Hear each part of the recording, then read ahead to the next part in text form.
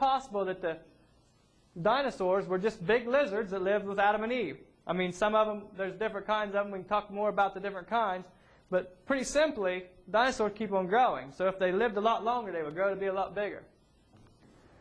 Here's an excerpt from National Geographic. It says, no human being has ever seen a live dinosaur.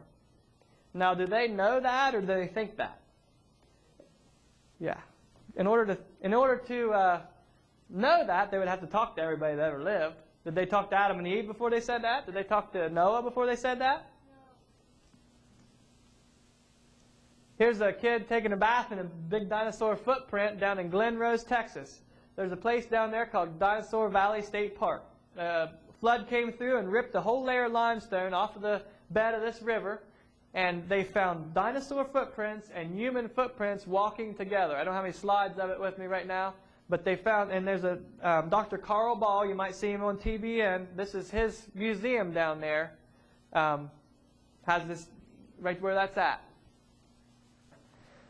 New theory, lack of oxygen, not an asteroid, killed the dinosaurs. That's another theory that's out there. They found out that dinosaurs have way too small of nostrils to support how big they are. As a matter of fact, this 80-foot-long dinosaur had nostrils about the same size as a horse's nostrils. So my theory about that is, and the theory is, that these animals had plenty of oxygen back a long time ago, but they didn't have it now, so they couldn't live anymore. Okay, what about cavemen? Okay.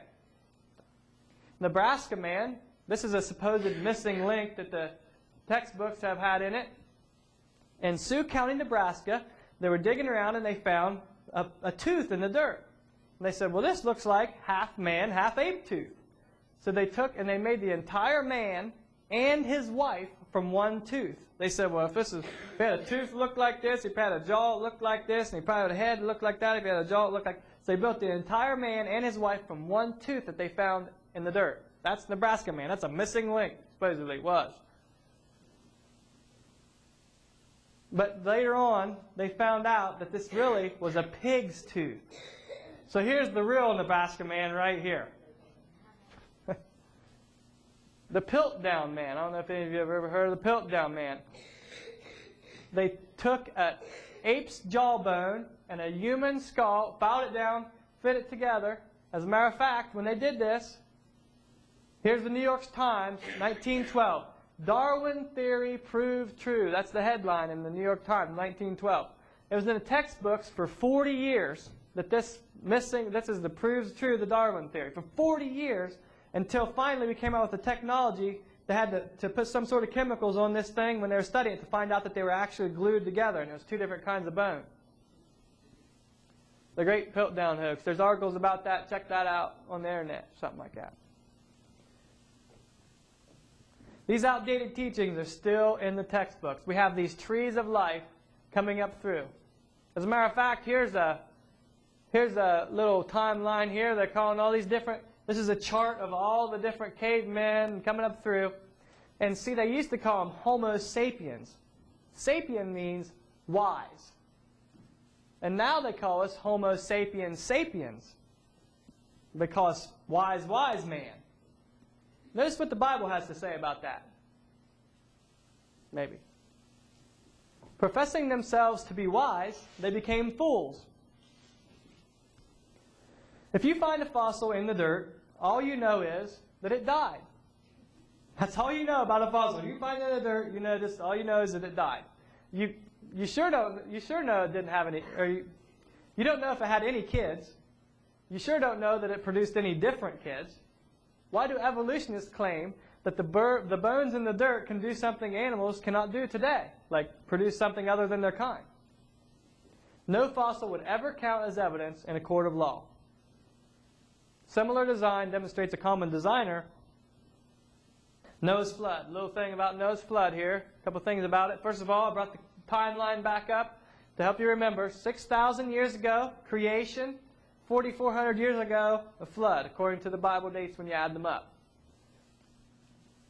Here's the oldest tree in the world, a bristlecone pine out in California.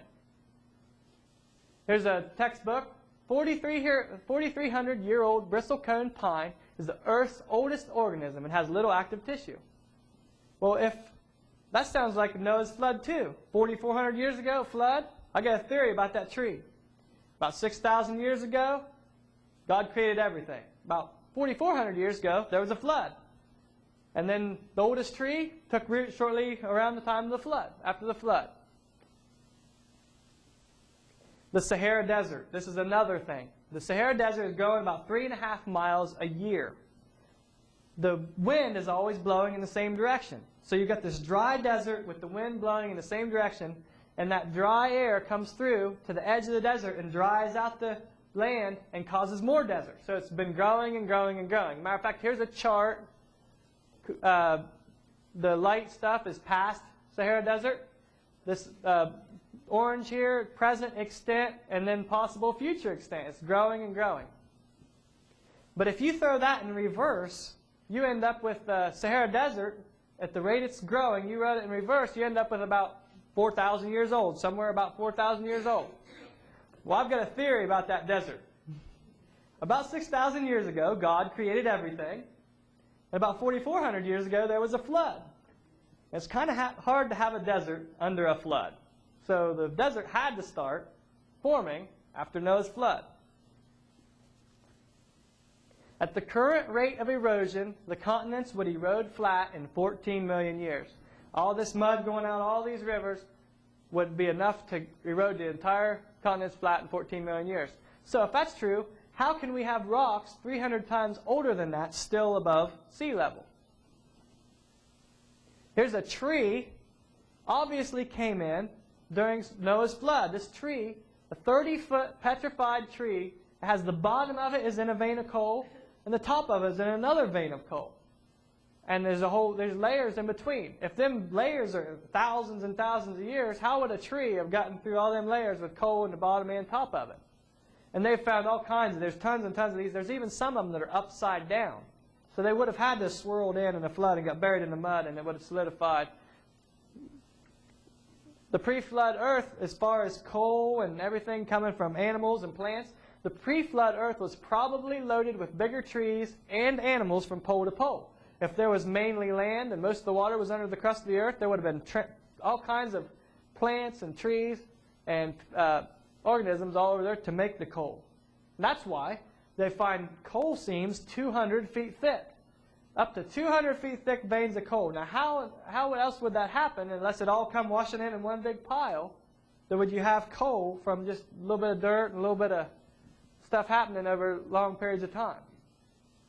Matter of fact, they've even found things in lumps of coal like this. They found a bell inside of a lump of coal. They found an iron pot in a lump of coal. They used to find all kinds of stuff like this in the coal until this. Now we do most of the stuff by machine, so most of it gets chewed up. You don't see it. But when they used to do a lot of coal mining by hand, they used to find stuff like this. There's a lot of stuff like this that they found in coal. Here's Grandpa. Ancestral to both humans and modern apes. That's what the textbook says. Tree of life. Here's the typical tree of life you see in a textbook. You got the bacteria on the bottom, and it goes up through, and you've got all these other things like humans on the top of this tree. Bacteria, humans. Matter of fact, Stephen Jay Gould of Harvard University said the evolutionary trees that adorn our textbooks have data only at the tips of their branches. The rest is inference, however reasonable, not the evidence of fossils. Here this textbook says the weevil, the butterfly, and the lion all have a common ancestor. Here's a tree of life right here. You've got the mammals here, the top of this branch. You've got the birds. You've got the crocodilians here. It's kind of a weird name for crocodiles. And then you've got this ancestor all the way down here.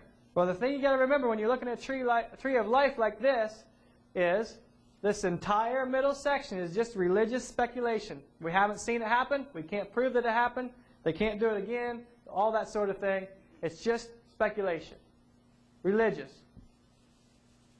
There are no missing links. The whole chain is missing. That's the problem. Here's another quote from Stephen Jay Gould, professor from Harvard University. The absence of fossil evidence for intermediary stages has become a persistent and nagging problem for evolution.